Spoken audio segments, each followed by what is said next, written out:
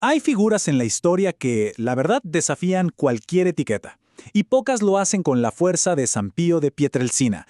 Pensemos en esto. En pleno siglo XX, un hombre se convierte en una especie de puente viviente entre el misticismo de la Edad Media y la ciencia más avanzada. Esta es la historia de una de las personalidades más complejas y sin duda fascinantes del último siglo. La vida del Padre Pío es, en esencia, una gran paradoja. Por un lado tenemos a un místico que llevó en su cuerpo las heridas de la crucifixión durante 50 años, algo que suena casi de otra época. Y por otro lado, al visionario que fundó uno de los hospitales más modernos de Europa. A ver, ¿cómo es posible que estas dos realidades tan opuestas vivan en la misma persona? Esa es la gran pregunta que vamos a explorar.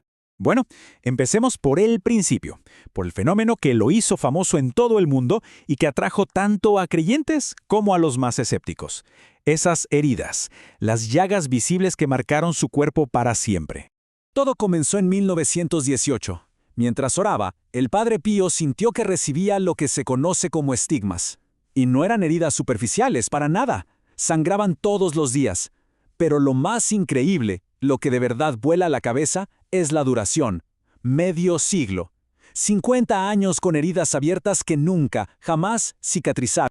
Y es aquí donde la ciencia sencillamente se topó con una pared. Los médicos que lo estudiaron documentaron cosas que no tenían sentido biológico. A ver, las heridas duraron 50 años sin sanar, pero nunca se infectaron. Algo inexplicable para una herida crónica. Perdía sangre a diario, pero no sufría la anemia fatal que cualquiera esperaría. Y el remate final, cuando murió, las heridas se desvanecieron. Sin más. Y por si todo esto fuera poco, se suma otro fenómeno rarísimo, la osmogénesis. Muchísimos testigos, incluyendo médicos, aseguraron que de la sangre de sus heridas salía un perfume, como a rosas o violetas. O sea, la sangre, que tiene ese olor metálico tan característico, en su caso olía a flores. Un detalle que solo añade otra capa de misterio a este enigma. Uno podría pensar que la Iglesia Católica celebraría un fenómeno así, ¿verdad? Pues nada que ver. De hecho, sus mayores escépticos, sus críticos más duros, estuvieron desde el principio dentro del propio Vaticano. Y esta desconfianza llegó hasta lo más alto. La Santa Sede mandó a sus propios investigadores. Monseñor Rossi, por ejemplo, después de un estudio muy profundo, concluyó que los estigmas eran reales y que no había engaño. Pero otra voz muy influyente, la del psicólogo y sacerdote Agostino Gemelli, lo destrozó. Dijo que era, y cito, un psicópata histérico. Dos veredictos oficiales totalmente opuestos. Al final, la opinión de Gemelli pesó más. Y el Vaticano le impuso sanciones durísimas. Durante 10 años, el Padre Pío vivió prácticamente encerrado en su convento. Le prohibieron celebrar misa en público, confesar, casi todo. Hasta intentaron llevárselo en secreto a otro lugar, pero la gente de su pueblo se rebeló y lo impidió, montando guardia día y noche. Fue una década de silencio y aislamiento total. Y aquí la historia da un giro inesperado. Lejos de apagar su fama, la persecución la hizo estallar. Cuando el Papa Pío XI finalmente levantó las sanciones en 1933, su ministerio explotó. Se dedicó casi por completo a la confesión, pasando jornadas larguísimas, a veces de hasta 16 horas al día en el confesionario. Se convirtió en un imán espiritual para gente de todo el mundo. Muy bien, ahora vamos a la otra cara de la moneda. Dejemos por un momento al místico y sus fenómenos para conocer al constructor, al hombre que transformó su conexión con el sufrimiento en un proyecto tangible y absolutamente revolucionario. En 1940, en plena Segunda Guerra Mundial, el Padre Pío tuvo una idea: construir un hospital.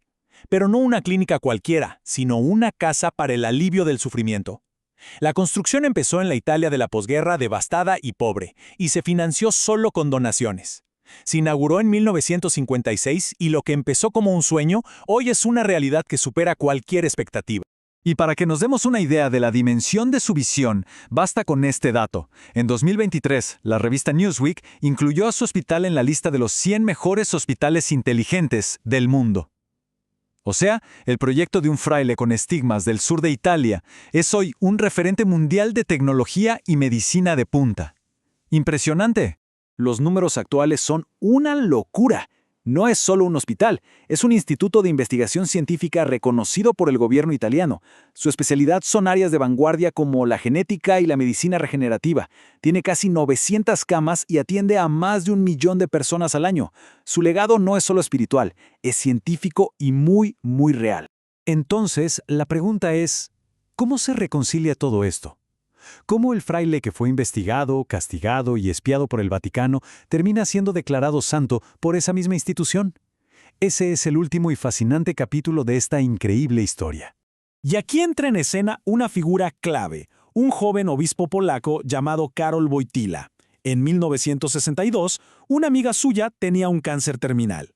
Wojtyła le escribió una carta al Padre Pío, pidiéndole que rezara por ella.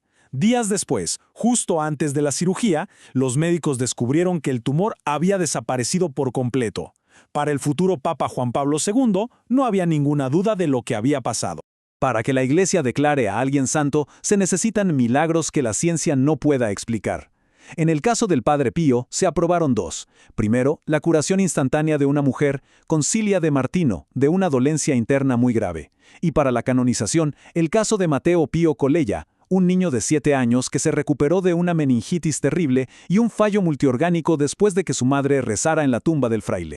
El fervor popular que lo rodeó en este camino final fue inmenso, tanto en su beatificación en 1999 como en su canonización en 2002, las multitudes en Roma fueron gigantescas.